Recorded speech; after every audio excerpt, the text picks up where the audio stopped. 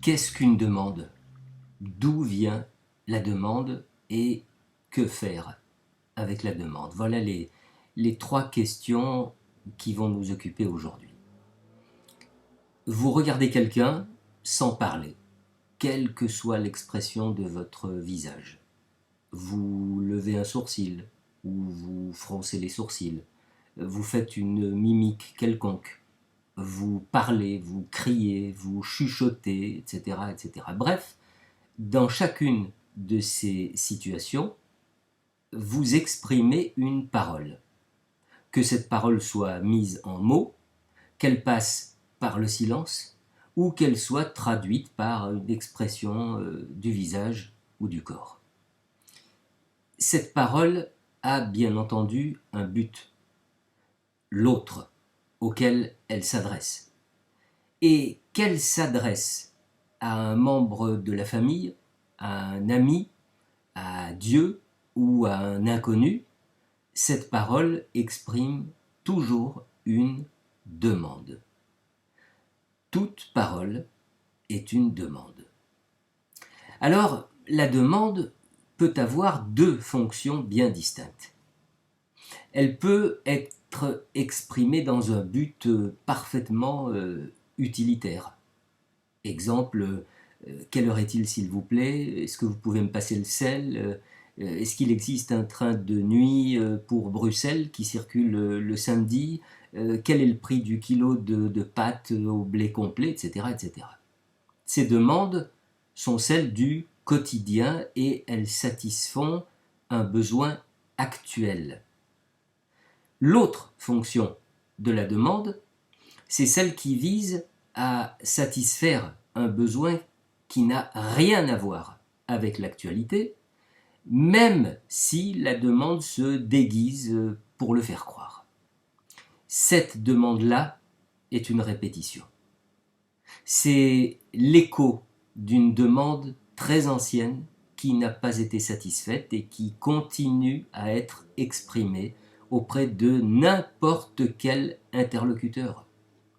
Obstinée, têtue, tenace, bégayante, elle fait sans arrêt retour, parce que même satisfaite dans le présent, elle ne peut rien changer au passé. Elle ne peut pas satisfaire la demande initiale. Alors, quelle peut être cette demande initiale? Une demande d'amour, bien sûr. Une demande d'attention, de soins, de reconnaissance, de considération, de caresse, de chaleur, de sécurité. Cette demande-là, nous pouvons la déceler, l'entendre, la voir, la capter chaque jour chez tant et tant de personnes en souffrance. Elle est comme un trou à l'intérieur de soi, un fossé, un abîme. Et chacun se débrouille comme il le peut avec ce trou, chacun le comble à sa manière. Une passion, un sport extrême, une collection, une maladie, un amour, du sexe, du sport, du pouvoir, de l'argent. Or, ce que ne sait pas celui qui comble ce trou, c'est qu'il ne fait que tenter de le combler. Parce qu'au fond du trou, il y a un trou. Un trou par lequel s'écoule, s'échappe irrémédiablement ce que nous mettons dans le trou premier en nous imaginant que nous allons le combler. Une pelletée après l'autre, nous restons dans cette illusion que le trou se remplit, jusqu'au moment où, déçus, surpris, déprimés, nous nous rendons compte que malgré tous nos efforts, le trou est toujours là. Alors finissons-en. Que faire avec la demande? Que doit faire un thérapeute avec la demande exprimée par le patient?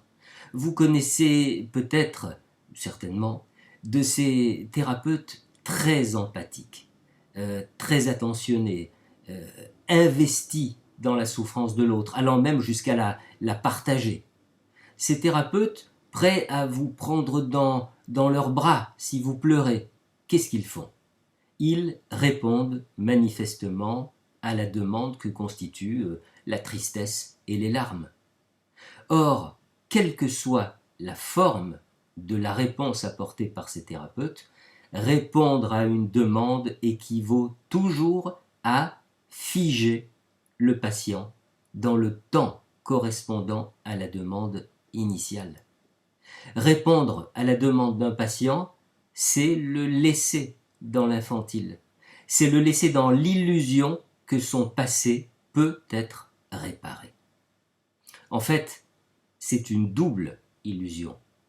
Le patient croit trouver dans le thérapeute une figure de son enfance enfin attentionnée et aimante, et le thérapeute, pour sa part, croit aider le patient à panser les plaies de son enfance.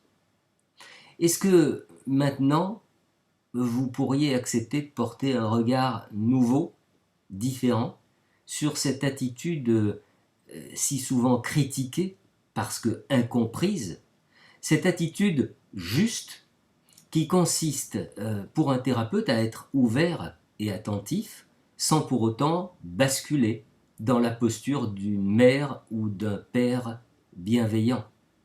L'écoute, l'attention, l'intérêt, le silence n'ont rien à voir avec l'indifférence. Ce sont de véritables cadeaux destinés à un adulte et permettant à cet adulte de prendre peu à peu le pas sur l'enfant demeuré souffrant.